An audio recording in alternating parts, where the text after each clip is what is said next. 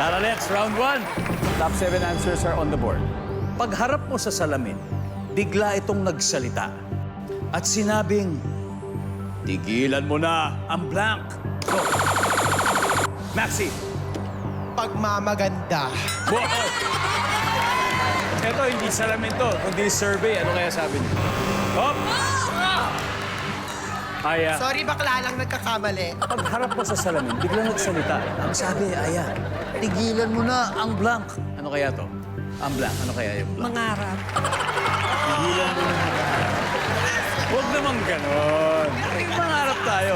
Survey says, wala rin. Arthur, sige, isa pa. Pagharap mo sa salamin, biglang nagsalita yung salamin. Ang sabi, tigil mo na ang blank. Ano yung blank? Ito lagi kong ginagawa. Pag-iyak. Wow.